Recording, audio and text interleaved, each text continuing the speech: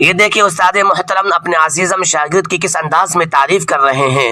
یہ سعادت ہر کسی کو نصیب نہیں ہوتا، اور یہ وہ شاگرد ہے جو دلائل کی روشنی میں سچ یوں نمایاں ہوا کہ ملحد کے ہر سوال کا جواب خود بن گیا، اور وہ ہے مفتی یاسر ندیم الواجدی، جن کی ذات سے کون نا واقف ہے۔ بچہ بچہ جانتا ہے وہ اپنی ذات میں ایک انجمن ہے۔ وہ بہترین مفسر قرآن، احادیث کے ترجمان، سنتوں کے پاسبان اور شریعت کے نگہبان ہیں۔ انہوں نے کتاب تحریر فرمائی تحافت الملاحدہ، جن میں ملحدوں کے ہر سوال کا، ہر اعتراض کا جواب مدلل مفصل انداز میں دیا گیا ہے۔ تو خود دیکھیے مولانا سلمان بجنوری استاد حدیث دارالعلوم دیوبند اپنے عزیزم شاگرد کی کس انداز میں تعریف کر رہے ہیں، خود سنیے، سنائیے، شیئر کیجیے۔ مبارکباد پیش کرتے ہیں عزیز گرامی کو، حضرت مولانا ڈاکٹر مفتی یاسر ندیم الواجدی حفظہ اللہ تعالی کو۔ مبارکباد ان کے گرامی مرتبت نانا دامت برکاتہم جو سامنے تشریف فرما ہیں، ان کو چراغوں کی لو سے ستاروں کی ضو تک تجھے ہم ملیں گے جہاں رات ہوگی۔ یہ تو ہو سکتا ہے کہ عزیز مولانا یاسر ندیم صاحب کی طرف سے پڑھ دیا جائے، اور ان کی مادر علمی دارالعلوم دیوبند کی طرف سے کہا جا سکتا ہے کہ کوئی بزم ہو، کوئی انجمن۔ یہ شعار اپنا قدیم ہے، جہاں روشنی کی کمی ملی وہیں ایک چراغ جلا دیا۔ اللہ تعالیٰ کا شکر ادا کرتے ہیں کہ زمانے کے تقاضے کے مطابق، ضرورت کے مطابق ہماری جماعت کے ایک فرد نے ایک کام کیا۔ مبارکباد پیش کرتے ہیں عزیز گرامی کو، حضرت مولانا ڈاکٹر مفتی یاسر ندیم الواجدی حفظہ اللہ تعالی کو۔ مبارکباد ان کے گرامی مرتبت نانا دامت برکاتہم جو سامنے تشریف فرما ہیں، ان کو۔ مبارکباد دارالعلوم دیوبند کو اور دیوبند کے تمام اداروں کو، اور اگر کوئی حرج نہ ہو تو مبارکباد حضرت مولانا ندیم الواجدی رحمۃ اللہ علیہ کی روح کو۔ اللہ ہماری طرف سے ان کو یہ خوشی اور یہ مبارکباد پہنچا دے۔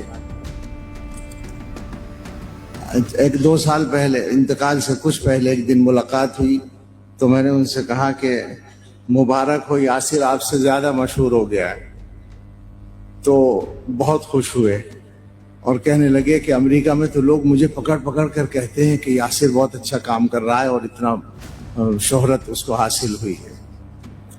اللہ تعالیٰ ان کو ان کے تمام حسنات کے ثواب میں شریک فرمائے اور قبولیت سے نوازے۔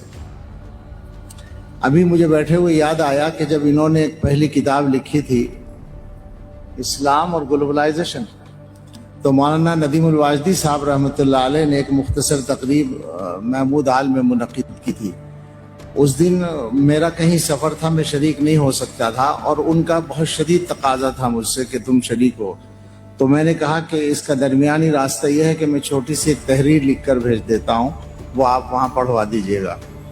تو میں نے ان کے بارے میں ایک تحریر لکھی تھی، وہ مجھے بالکل ابھی خیال اس کا آیا، اور اس میں میں نے لکھا تھا کہ میری درسگاہ میں القراءۃ الواضحہ کے سبق میں ایک بچہ آیا جس کو دیکھ کر میرے ذہن میں یہ تصور آیا کہ کسی خوشحال گھرانے کا بچہ ہے، پتہ نہیں پڑھنے وڑھنے میں کیسا ہوگا۔ درمیان سال میں آئے تھے یہ ایک طالب علم کے ساتھ، لیکن جیسے جیسے وقت گزرا تو انہوں نے ثابت کیا۔ اور وہاں میں نے لکھا تھا، اقبال کا ایک شعر ہے، اس کو ہلکا سا بدل کر، اقبال کا شعر ہے، وہی جواں ہے قبیلے کی آنکھ کا تارا، نگاہ جس کی ہو بے داغ ضرب ہو کاری۔ تو اس کا پہلا مصرع میں نے لکھ دیا تھا، وہ ایک جواں ہے قبیلے کی آنکھ کا تارا۔ یہ عنوان لکھا تھا میں نے تمہارے لیے اس وقت میں، لیکن میں سمجھتا ہوں کہ آج پورا شعر صادق آ گیا۔ وہی جواں ہے قبیلے کی آنکھ کا تارا، نگاہ جس کی ہو بے داغ ضرب ہو کاری بشکل تحوت الملاحدہ۔ کاری ضرب لگانے کا اللہ تعالیٰ نے موقع دے دیا اور ہمیں وہ پورا شعر پڑھنے کا موقع عطا فرما دیا۔ بلا شبہ یہ ہم سب کے لیے خوشی کا لمحہ ہے، اور پوری جماعت دیوبند کے لیے خوشی کی بات ہے۔ دعا ہے اللہ تعالیٰ ان کی عمر میں برکت فرمائے، نظر بد سے حفاظت فرمائے، اور ان کو اور ان کے بچے کو، ماشاءاللہ اس کو بھی ہم لوگوں نے ابھی دیکھا، اپنے اجداد کا خلف الرشید بنائے، ان ہر نسل کو پہلے سے زیادہ بہتر بنائے اور ان سے کام لیتا رہے۔ ظاہر ہے کہ اس وقت لمبی بات کرنے کا موقع نہیں ہے، میرے ذہن میں 2-3 باتیں 1-1 منٹ کے لیے ہیں۔ ایک تو میں اپنے ان عزیزوں سے جو یہاں بڑی تعداد میں موجود ہیں ان سے یہ عرض کرنا چاہتا ہوں کہ یہاں سے سبق لے کر جائیں، یہ نہ دیکھیں کہ مولانا یاسر کو یا مولی شمائل کو شہرت مل گئی، یہ نہ سمجھیں کہ اچانک مل گئی یا جلدی مل گئی۔ یہ چیزیں اچانک نہیں ہوتی، یہ لمبی محنت کا نتیجہ ہوتی ہیں۔ تو آپ کو بھی محنت کرنی ہے، اور ساتھ میں یہ بھی نہ سمجھیں کہ کام ختم ہو گیا ہے۔ اس کے لیے تو وہ فارسی کا شعر ہی کام چلا سکتا ہے۔ ابھی بھی اردو شاعری فارسی کے سارے مضامین کو نہیں لا پائی ہے۔ گماں مبر کے بپایا رسید کار مغاں، ہزار بادئے ناخردہ در رگے تاکست۔ یہ گمان نہ کرو کہ رندوں کا کام پورا ہو گیا ہے، ابھی انگور کی رگوں میں، انگور کی کے جو خوشے ہیں ان کے اندر بہت سی شراب باقی ہے جس کو استعمال نہیں کیا گیا، جس کو کشید نہیں کیا گیا۔ تو کام ابھی باقی ہے اور مسلسل باقی ہے، مسلسل کرنے کا کام ہے۔ تو آپ سب کو کام کرنا ہے اور محنت کے ساتھ کرنا ہے۔ اور یہ بھی مت سمجھیے گا کہ الحاد ہی کا موضوع حاصل کرے اور اختیار کریں گے تو شہرت یا عزت ملے گی۔ ضرورت کا موضوع اختیار کرنا ہے۔ اس وقت ضرورت کا موضوع، ضرورت کے موضوعات میں سے ایک بڑا موضوع الحاد ہے، اور ان کی یہ سعادت ہے کہ اللہ نے ان کو اس کو اختیار کر کے محنت کرنے کی توفیق دی۔ آپ بھی محنت کریں، اور آپ کا ذوق، آپ کی اساتذہ جس طرف رہنمائی کریں کام کرنے کے لیے، اس موضوع پر کام کریں۔ اصل محنت ہے، اصل کام ہے، اصل شہرت نہیں ہے۔ اخلاص کے ساتھ کام کرنا ہے۔ میں یقین کے ساتھ کہہ سکتا ہوں یہ بات کہ انہوں نے سوچا بھی نہیں ہوگا کہ ان کی یہ محنت اس منزل تک پہنچے گی۔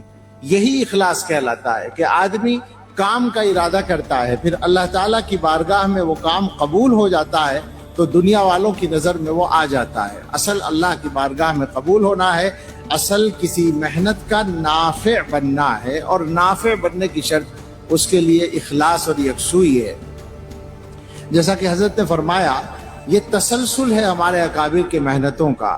حجت الاسلام حضرت اقدس نانوتوی رحمۃ اللہ علیہ سے جو شروع ہوا، یعنی اس حلقے کی حد تک، اور اس سے پہلے اور بعد میں دوسرے حلقوں میں بھی کام ہوا، لیکن ایک طرح سے یوں کہا جا سکتا ہے کہ اس جماعت کی یہ پہچان ہے کہ ینفون عنہ تحریف الغالین وانتحال المبطلین وتأویل الجاہلین۔ وہ جو فرائض مقرر کیے گئے تھے علماء کے، ان فرائض کو ادا کرنے کا کام یہ جماعت دیوبند نے یا فرزندان قاسمی نے زیادہ بہتر طریقے پر اور زیادہ ذمہ داری سمجھ کر کیا ہے۔